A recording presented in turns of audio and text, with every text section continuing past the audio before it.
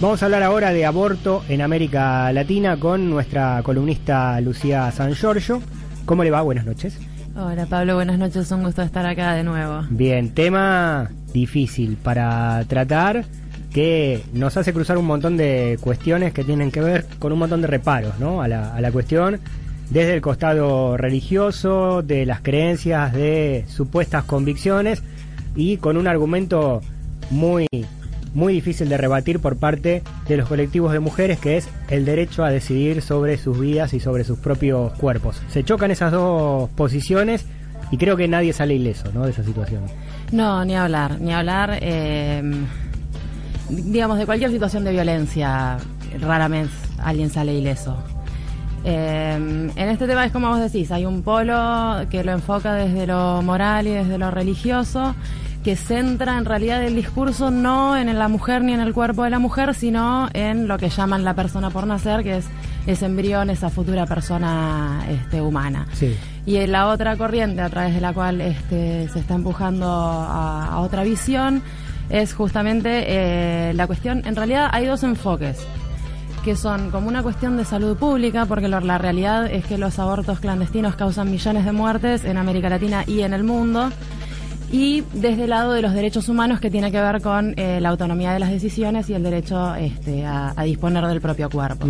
La cuestión religiosa es muy discutible, ¿no? Uno desde la creencia, desde la fe, o desde la contraposición a esa creencia o esa fe, puede tener un montón de argumentos, pero también son diversos y encontrados los argumentos médicos y científicos. Nadie termina de decir y de establecer a ciencia cierta cuándo empieza la vida o no, científicamente tampoco. Digo, hay posiciones encontradas también desde el ámbito médico, creo yo, tiene que ver con presiones de la Iglesia justamente, y muchos entornos culturales que tampoco dejan dilucidar la cuestión ahí. Sí, yo creo que el aborto, esto que vos decís, y el inicio de la vida, es una de esas ocasiones en donde se ve que la ciencia, si bien es algo que busca una objetividad y un conocimiento que sea tangible y comprobable, muchas veces está muy influenciado con la visión personal de las personas que la ejercen, porque a veces no es por presión de la Iglesia, sino por convicción propia que impulsan una determinada manera de proceder. Dentro de lo que es América Latina, la verdad que en todo el mundo la situación es bastante grave. Si vamos a datos de la Organización Mundial de la Salud, que es a nivel mundial obviamente la que mejor viene relevando este tema, que es muy difícil nuevamente porque la mayoría sucede en la clandestinidad, aproximadamente por año en el mundo se calculan unos 45 millones de abortos voluntarios, de los cuales 22 millones se realizan de formas no seguras.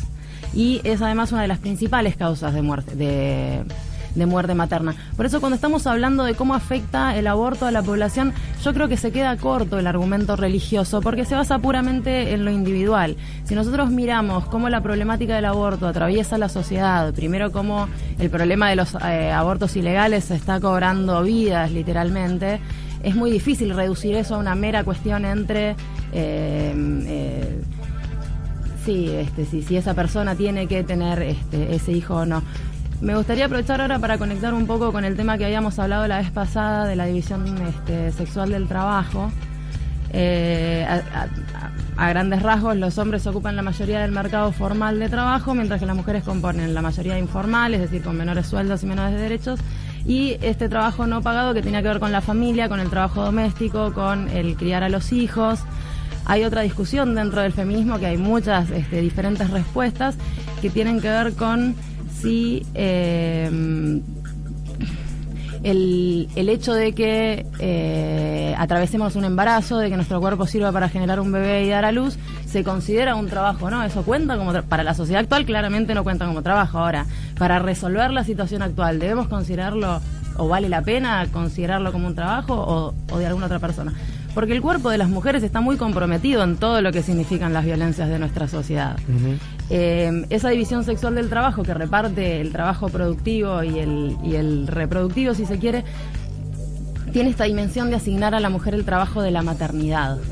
Entonces, acá me parece que está bueno hacer énfasis en general en la cuestión de la diferencia biológica. Se alude muchísimo desde la religión y desde muchos otros lados siempre a la cuestión de la diferencia biológica como justificación de los estereotipos o de las divisiones de trabajo entre hombres y mujeres. Y me parece que el aborto, primero que es una de las cuestiones en donde esta división de trabajos para las mujeres se vuelve una cuestión de vida o muerte. Ya no es solamente una cuestión de si me pagan más o menos o con mayores beneficios.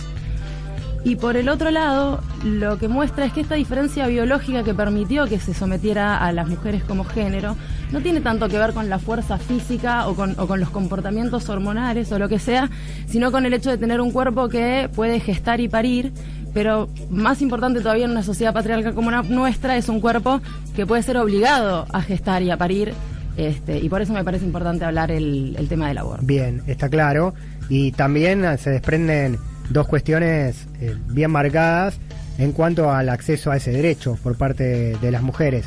No solamente en la mayoría de nuestros países no hay acceso al aborto legal, al aborto no punible, las mujeres son criminalizadas, en muchos países encarceladas. En El Salvador hay un caso emblemático de una mujer que está presa por haber sufrido un aborto accidental encima, y las organizaciones de derechos humanos están pidiendo por ella, por su liberación. En otros países tampoco es legal el aborto por cuestiones de supervivencia de la propia madre y del propio bebé al nacer. No se permiten abortos terapéuticos tampoco. Exacto, es como que esas leyes terminan contradiciendo el mismo principio por el cual se supone que se prohíbe el aborto en primer lugar, que es esa vida que supuestamente se busca proteger. Como decís vos, por ejemplo, en Nicaragua no existe ningún reconocimiento que autorice el aborto, no se reconoce, y además cabe destacar que es un país en donde la mayoría de las violencias, de las víctimas de violencia sexual son menores de edad. Sí. Es decir que, bueno, de hecho en toda América Latina hay una cuestión de un alto nivel de nacimientos de madres adolescentes y por supuesto que también un alto nivel de abortos en adolescentes en América Latina, que además son las que corren más riesgo de muerte por el aborto y además más riesgo de complicaciones de salud por el embarazo. Sí, es contradictorio lo de Nicaragua porque tiene hace ya varios años un gobierno de izquierdas, un gobierno de raíz marxista, un gobierno del campesinado, el sandinismo, de Daniel Ortega, pero a la vez ese movimiento tiene también una raíz muy católica, muy cristiana, con lo que fue la teología de la liberación y los sacerdotes tercermundistas que pelearon junto con los sandinistas. Entonces está ese doble compromiso, ¿no? Está el compromiso con la revolución social, pero por el otro lado está el patriarcado metido ahí dentro del movimiento. Y sí, es uno de los grandes desafíos que tenemos para América Latina para este siglo. Estos contrastes que son fuertes en Nicaragua, ya lo habíamos mencionado también el caso cuando hablamos de la representación política, porque mostraba los mismos contrastes. Atraviesa también en mayor o menor medida absolutamente toda la región, obviamente por una cuestión de la cultura que todos nosotros compartimos, ¿no? También otro de los casos que ha tomado relevancia es el de Paraguay, de una niña de 10 años. En América Latina tenemos un gran problema del que se habla muy poco, que son los embarazos en niñas, que son resultados de abusos sexuales reiterados, porque es muy raro que por una única ocasión una niña quede embarazada, pero la verdad es que hay números que nuevamente son oscuros, nadie los releva, es muy difícil encontrarlos, pero están ahí, suceden, empiezan a tomar relevancia. Por ejemplo, en este caso de Paraguay, que bueno, es como vos decís, una niña de 10 años, ya estaban denunciados los abusos sexuales por parte del padrastro, pero no solo no se hizo caso, sino en el momento en el cual se supo que la niña estaba solicitando un aborto, se encarceló a la madre. Y además se le denegó el aborto a la niña. De hecho hubo un pedido muy grande de Amnistía Internacional y otras varias organizaciones al que por ahora no se ha escuchado, y bueno, cuanto más avance el embarazo también más peligra la vida de la niña. Eso hay que recordarlo siempre porque es terrible. Sí, a esta altura de los acontecimientos ya no se puede practicar ese aborto por una cuestión de tiempos y porque termina siendo una operación de riesgo. Lo que pasa es que bueno, qué sé yo, ya solo pensar el caso de una niña de 10 años embarazada abarca tanta deshumanización que sí, no existe remedio a eso, digamos. Hay que resolver a la sociedad que está causando esta situación. Claro, más allá de aborto legal o aborto ilegal, lo que pasa muchas veces también es que se genera una dilación intencional por parte de factores de poder, de factores religiosos, de factores médicos, que terminan imposibilitando la realización de esas prácticas. Aquí en Argentina ha pasado varias veces, ¿no? Sí, de hecho es una práctica común de organizaciones principalmente de grupos cristianos, no necesariamente católicos, pero que buscan judicializar los casos, por ejemplo, porque eso genera demoras que eventualmente llevan a que no sea practicable el aborto o se salga del margen durante el cual no es punible. En toda la región también existe esta ambigüedad respecto del aborto punible y no punible, porque la realidad es que el rechazo cultural al aborto y el estigma es tan grande que muchas veces ni siquiera se cumplen los abortos no punibles. Acá en Argentina hemos tenido casos, pero eso sucede en absolutamente toda la región. De hecho, bueno, ahora vamos a hablar un poco más los casos de Cuba y Uruguay, que al ser los que tienen el aborto legal nos permiten por lo menos obtener un poco de información. Pero bueno, en el caso de Uruguay, primero existió todo un movimiento para brindar información sobre el aborto con medicamentos, se empezó a informar a la población y recién muchos años después se logró movilizar la ley para que eso finalmente estuviera legalizado, pero era algo que ya se practicaba desde antes. Sí, en su momento el presidente Tabaré Vázquez, que hoy vuelve a ser presidente, está en un nuevo mandato después de lo que fue la presidencia del Pepe Mujica. En su primera presidencia, en los primeros años 2000, vetó la ley del aborto votada por su propio bloque legislativo en el Parlamento en Montevideo. Así es, eso es correcto, fue en el año 2007-2008, si no me equivoco. Bueno, otra vez las contradicciones, porque eso también atraviesa todo lo partidario del aborto. No existen partidos que tengan una postura unificada, y mismo ahora es un tema que se está evadiendo muchísimo del debate presidencial. No existe el tema de la agenda de las mujeres en general no está muy presente en la agenda electoral, pese a la marcha que va a hacerse por los femicidios la semana que viene. El 3 de junio. Bueno, ya que hablábamos un poco de la situación en América Latina, completo un poco, si te parece, el panorama. Dentro de lo que son los números que hablamos en el mundo, esos 46 millones de abortos, 3,7 millones de abortos clandestinos son en América Latina, y aproximadamente 1 de cada 1000 mujeres muere durante el procedimiento. El 17% de las muertes maternas en la región, bueno, como decíamos antes, corresponde al aborto, y la mitad de las mujeres son mujeres de 20 a 29 años y el 14% de hasta 19. Por eso enfatizaba yo el caso de las niñas, porque cuando hablamos de muertes por aborto clandestino en América Latina, hablamos principalmente de adolescentes y niñas y mujeres jóvenes, la mayoría en situación de pobreza y en cuestiones de exclusión por otros motivos, ya sea por discapacidad, por etnia, o digamos, cuanto más desigualdades atraviesa, peores son las chances que está teniendo. Claro, la cuestión es clasista también. Las mujeres que mueren son pobres, se practican los abortos en condiciones de cero salubridad. Las mujeres ricas, que en muchos casos desde su linaje familiar se manifiestan en contra, también abortan, pero lo hacen en clínicas privadas con toda la asepsia y con todas las posibilidades. Bueno, es célebre la frase que decía el doctor Favaloro, que el aborto es ilegal para que las ricas puedan sacarles la vergüenza en secreto mientras las niñas se mueren en las villas, que eso es algo muy cierto y que señala, como vos decís, una gran hipocresía, porque hay que decirlo, no existe un lugar en donde no haya mujeres que abortan. O sea, en todos lados las mujeres, como vos decís, las mujeres que son religiosas y que en público rechazan el aborto, estas mujeres también abortan, y también abortan las legisladoras, y también abortan las mujeres de los legisladores que votan en contra, y abortan las juezas, y abortan las médicas, y hay que decirlo, porque si no pareciera que fuera es como un secreto terrible, y sin embargo todos conocemos mujeres que abortaron. Lo que pasa es que no lo andan publicando por ahí por razones que responden a un estigma. Pero todas las personas que me están escuchando pueden mirar alrededor, y yo estoy segura de que van a ver alguna mujer que abortó. Lo más probable es que no lo sepan, pero que está ahí es seguro. Está muy claro. Hablaste de Uruguay, que da, a partir de la despenalización del aborto, cifras positivas. Sí, la verdad que sí, como ha sucedido en la gran mayoría de los países que pasaron abruptamente de tener una regulación restrictiva a tener un aborto libre y gratuito, es que las muertes maternas se reducen a cero, las muertes maternas por abortos se reducen a cero. No existe el aborto inseguro si es legal y es accesible. Eso también es importante destacarlo, y Uruguay es uno de los ejemplos clave, obviamente que en la región, pero también a nivel mundial, de ese cambio de procedimiento. Y tienen mucho que ver estas consejerías, que también existen en Argentina, y de hecho es como una especie de bypass a las leyes que prohíben el aborto, porque estas consejerías pre y post aborto las llaman, se dedican a brindar información.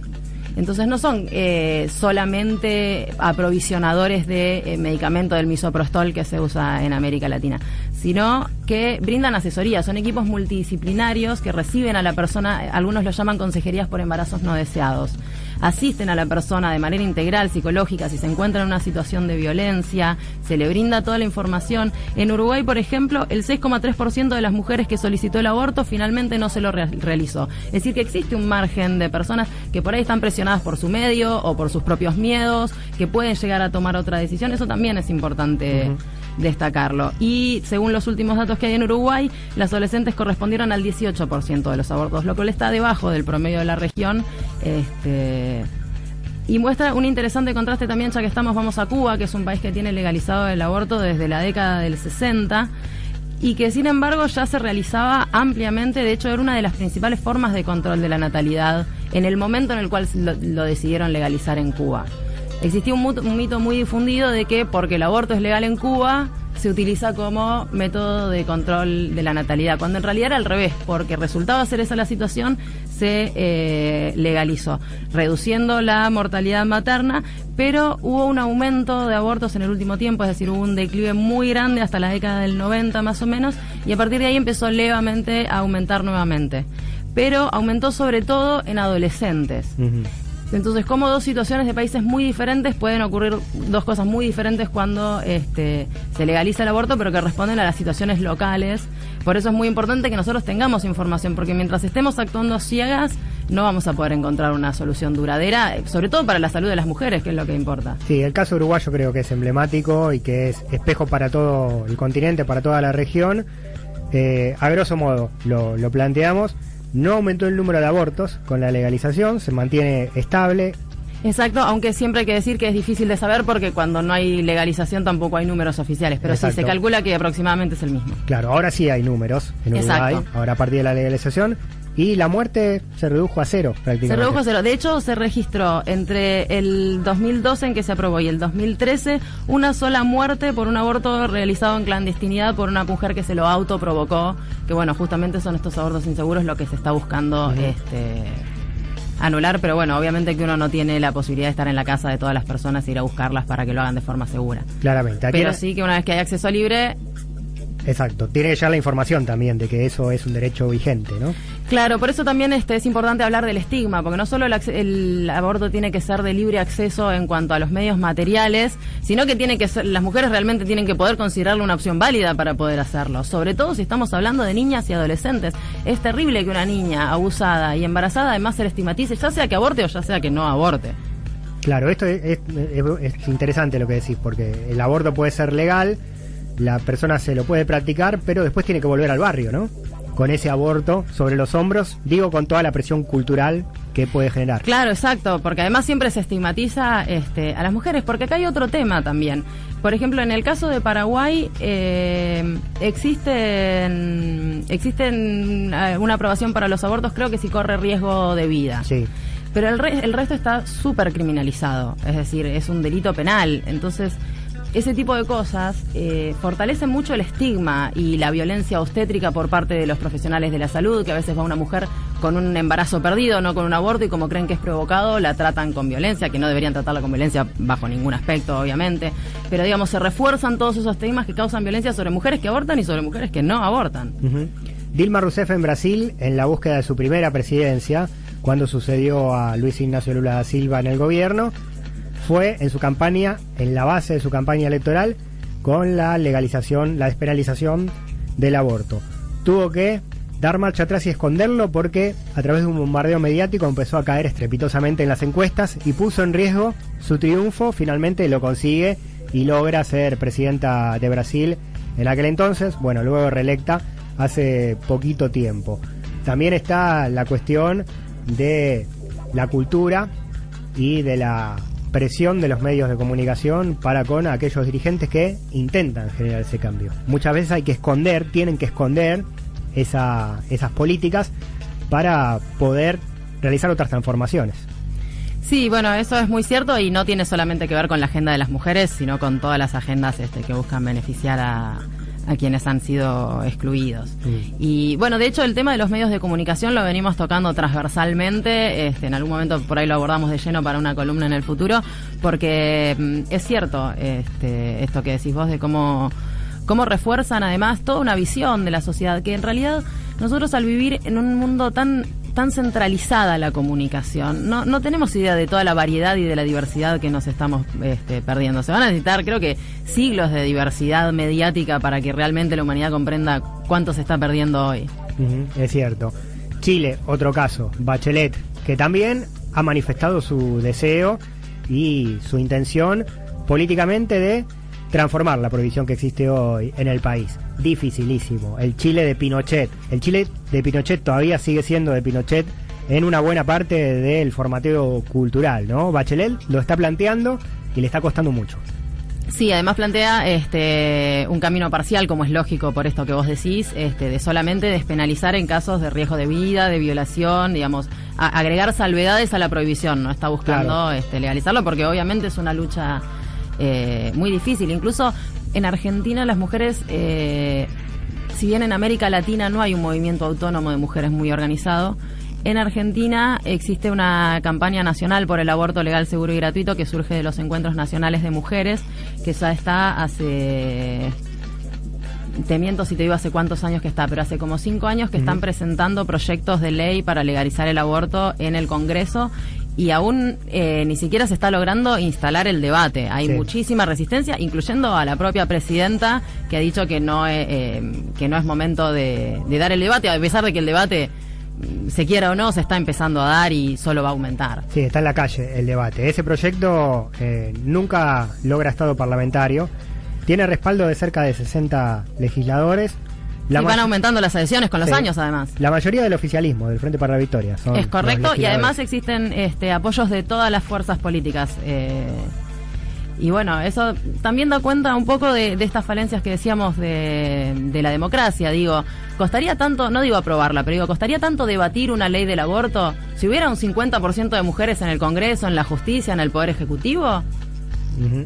Es una pregunta, digamos, para dejar abierta y para repensarnos nosotros, ¿no? Pero hay que empezar a hacer esas conexiones. Totalmente. Igual Argentina tiene otra gran contradicción. Vos mencionaste las consejerías que funcionan en Uruguay y también en nuestro país. En nuestro país, siendo ilegal el aborto por propia voluntad por parte de las mujeres, hay consejerías que asesoran sobre el aborto desde los estados. Por ejemplo, el municipio de Morón, el municipio de Rosario, tienen consejerías. Claro, exacto, lo hacen a nivel municipal. Claro, a nivel municipal, que dan las herramientas a las mujeres, la información por lo menos.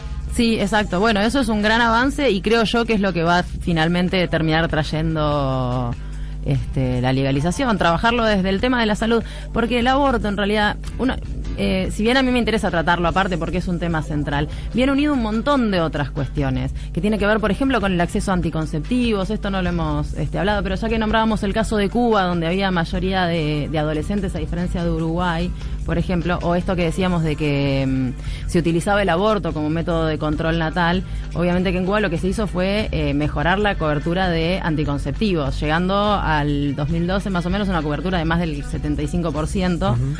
Y el más usado de los métodos anticonceptivos fue el dispositivo intrauterino, que es uno de los más seguros y uno de los más usados por las profesionales de salud, además. Claro, ninguna mujer quiere abortar. Ninguna quiere abortar, todas preferimos acceso a métodos anticonceptivos que sean seguros. Acá también se mezcla el tema de la violencia, porque muchas mujeres en situaciones de violencia no tienen posibilidad de elegir utilizar anticonceptivos, por ejemplo.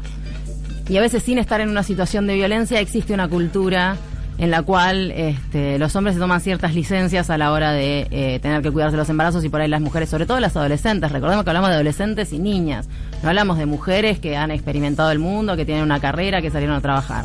Hablamos de chicas que apenas están saliendo del colegio, y ellas son las que se encuentran en la mayor gravedad de situación. Es interesante el caso de Cuba por cómo lo narraste, en cuanto a que la ley llega para regularizar una costumbre cultural.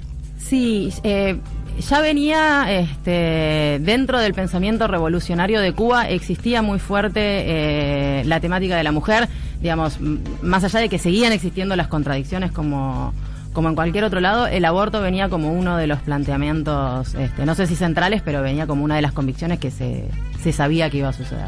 Bueno, y pensando en esos ejemplos que dimos de estados municipales brindando herramientas para la práctica del aborto directamente, también hacia futuro tratar de visibilizar eso, ¿no? De esa naturalización que se hace de un derecho que todavía no está consagrado. Bueno, la ley en algún momento va a tener que venir atrás de esas prácticas para establecerlas. Sí, correcto. Como te digo, el trabajo desde lo territorial, a través de las conserjerías, ha sido lo que más logró avanzar el tema y además reducir los daños, que en el fondo ese es el verdadero objetivo. Anticonceptivos para no abortar, aborto legal para no morir, dicen las organizaciones, ¿no? Exacto, sí, Lo totalmente. resume todo eso. Bueno, y mira, te menciono ahora lo que decías antes, aprovecho para nombrar, en Argentina existe una red nacional que se llama Socorristas en Red, que son acompañantes que asesoran no solamente con información sobre el uso del misoprostol, sino que además acompañan, porque muchas veces provoca sangrados que necesitan una internación hospitalaria, entonces se aseguran también de prevenir la violencia en el centro de salud. Y bueno, distribuyendo buenas prácticas para que todos podamos vivir mejor. Aborto en Latinoamérica con Lucía San Giorgio aquí en Alcarajo, en Radio Madre.